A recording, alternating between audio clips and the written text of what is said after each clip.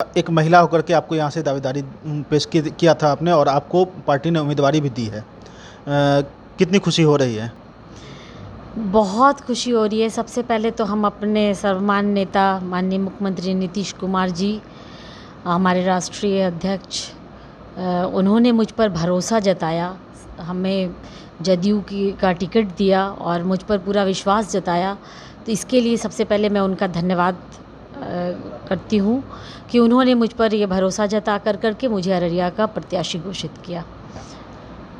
और सबसे बड़ी बात है कि अररिया में जो मुस्लिम महिला होने का जो मुझे एक बहुत ही खुशी हो रहा है कि आज महिलाएं को नीतीश कुमार जी ने आज आरक्षण के तहत आज इस स्थान पर लाकर खड़ा कर दिया है कि आज आप देखें बिहार में महिलाएं किस तरह अपनी दावेदारी पेश कर रही हैं विधानसभा में, लोकसभा में, अन्य तमाम निर्वाचन जो हमारा निर्वाचित क्षेत्र है उसमें। और ये तमाम चीज़ मैं मानती हूँ कि ये माननीय मुख्यमंत्री नीतीश कुमार जी की देन है। चुनाव में जो आप जाएंगे किन मुद्दों को लेकर जाएंगे यहाँ पे, क्योंकि यहाँ जो है ये इलाका सैलाब प्रभावित इलाका है, हर साल सैलाबग्रस्त रहता है। माननीय मुख्यमंत्री नीतीश कुमार 15 साल से सरकार में है, इसके बावजूद भी इस इलाके को सैलाब प्रभावित घोषित नहीं किया गया। आपके ऊपर काफ़ी दबाव होगा इस चीज़ को लेकर। निश्चित तौर पर मैंने इस पूरे इलाके का भ्रमण किया है, बहुत करीब से देखा है और मुझे दुख है कि इससे पहले जो भी प्रत्याशी रहें, चूँकि सरकार उठकर आकर काम नहीं करती है, आप अच्छी तरीके से जानते हैं, सरकार के संज्ञान में लाया जाता है काम। प्रत्याशियों को चाहिए जो भी यहाँ से जीत करके निर्वाचित होकर जाते हैं, उनकी जिम्मेदारी बनती है कि वो संज्ञान में लाएं और यहाँ ज़्यादा से ज़्यादा काम करें। और ये काम करने वाला क्षेत्र था, बाढ़ प्रभावित क्षेत्र था, यहाँ काम करने के लिए बहुत सारे अवसर थे। लेकिन मुझे दुख है इस बात का कि पूर्व के जो हमारे निर्वाचित हमारे जो प्रतिनिधि रहे उन्होंने इस पर कोई काम नहीं किया। लेकिन हमारी प्राथमिकता रहेगी सबसे पहले तो बाढ़ जो प्रभावित क्षेत्र है हमारा, उन तमाम क्षेत्रों में बाढ़ के निदान के लिए जो हमारा बाढ़ जो फ्लड डिपार्टमेंट है उससे हम कोऑर्डिनेट करके यहाँ बाढ़ के निदान पर सबसे पहले कार्य शुरू कराने का काम करेंगे। दूसरा हमारी प्रायोरिटी होगी कि यहाँ शिक्षा की बेहतर व्यवस्था जो पहले से ही सरकार कर रही है। आप जान रहे हैं कि सरकार शिक्षा व्यवस्था को लेकर करके आप देखे होंगे कि माननीय मुख्यमंत्री नीतीश कुमार जी ने जब से बिहार में अपनी बागडोर संभाली उस वक्त जो बदहाली था, जो बिहार की सूरत थी, वो किसी से छुपी हुई नहीं थी।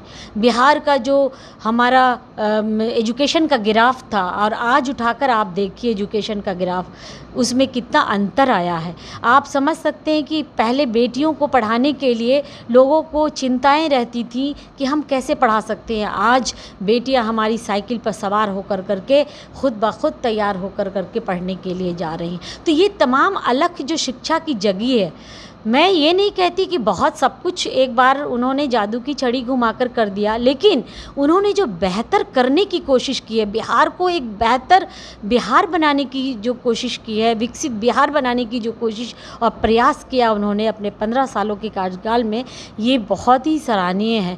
मैं निश्चित तौर पर जो एजुकेशन का जो काम चल रहा है, जो हेल्थ पर काम चल रहा है, जो सड़कों और यातायात व्यवस्थाओं पर जो काम चल रहा है, इसके साथ जो नारी महिला सुरक्षा पर जो हमारी मेन जो फोकस है, जो हमारी बेटियों का, मैं उनकी आवाज़ बनकर जाना चाहती हूँ। तो ये तमाम चीज़ें हमारी प्रायोरिटी में रहेंगी।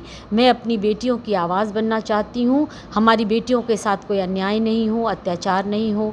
जो हमारी बेटियाँ आज बेबाक होकर करके अपने विज़न को लेकर करके आज जो निकल पड़ी हैं बिहार की बेटियां, इन बेटियों पर किसी तरह का कोई अन्याय ना हो, इसके लिए भी हमारी आवाज़ हमेशा बुलंद रहेगी। तो बेहतर शिक्षा, बेहतर स्वास्थ्य बिहार को मिले, निश्चित तौर पर यातायात की सुविधा अच्छी हो जाए और जो क्षेत्र में जिन चीज़ों की आवश्यकता है, जैसे हमारा इलाका बाढ़ प्रभावित है तो बाढ़ प्रभावित क्षेत्रों में बाढ़ पर चर्चाएं होनी चाहिए, सरकार को संज्ञान में लानी चाहिए और बातों को रख करके यहाँ काम शुरू कराना चाहिए। जो टेक्निकल चीज़ें हैं उन पर काम करना चाहिए, वर्क शुरू करना चाहिए। तो निश्चित तौर पर हमारा ये पूरे तरीके से ये प्रायोरिटी रहेगा कि हम इस पर काम शुरू करेंगे। आखिर में एक सवाल आपसे लेना चाहेंगे, झमटा पुल आपके अंडर में आता है, आपका क्षेत्र पाया जाता है, लेकिन अब तक उस पर पुल नहीं बन पाया। किसकी नाकामी है ये? आप भी तो जनप्रतिनिधि के तौर पर उस पर पहल कर सकती थी। ये देखिए, झमटा पुल की बात आपको मैंने पहले भी बताया है और अभी भी मैं तमाम आवाम से भी ये कहना चाहती हूँ। झमटा पुल जो है ये टेक्निकल हमारे सरकारी स्तर पर, जो वहाँ के जो फंडिंग स्तर पर, किसी भी ये तमाम स्तरों पर नहीं इसमें कोई अटकलें हैं। जो तकनीकी अटकलें हैं वो टेंडर को लेकर के हैं। जो तकनीकी जो हमारा री एस्टिमेट पर जो तकनीकी जो मामला था, वहाँ जा कर के री एस्टिमेट पे हमारा मामला फंसा है। और फंसा ही नहीं बल्कि अब उसका सॉल्यूशन आपको पता है कि उसका सॉल्यूशन जल्द हो गया है और उस पर काम भी शुरू होने के लिए टेंडर का जो प्रपोज़ल है वो भी निकाल दिया गया है।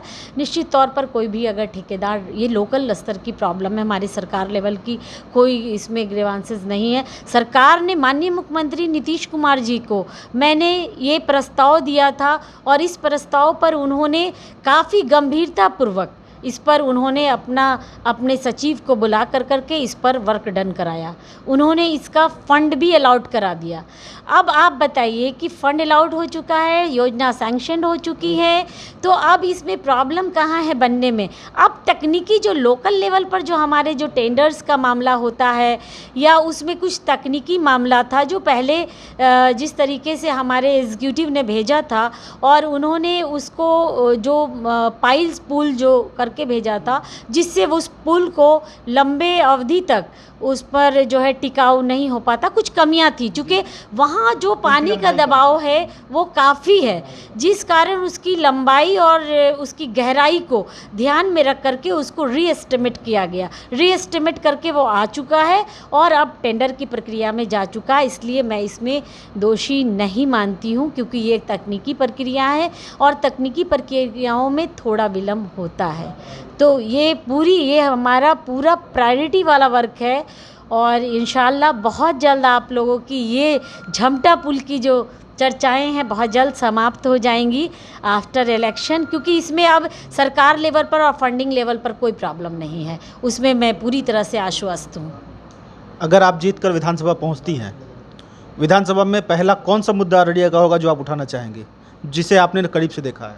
जी, पहले बाढ़, सबसे पहले मैं बाढ़ के मुद्दे पर अपनी चर्चा करूंगी। अगर हमें आवाम ने मौका दिया, आवाम ने हमें अपने सेवा के रूप में अगर चुना, तो निश्चित तौर पर मैं सबसे पहले यहाँ की सबसे पहले फ्लड की जो प्रॉब्लम है, जिससे काफ़ी प्रभावित होते हैं यहाँ के लोग, किसान, हमारे मज़दूर, हमारे गरीब जो भाई हैं, हमारी बहन हैं, बच्चों को जिस तरीके की बाढ़ के टाइम में परेशानियां झेलनी पड़ती है।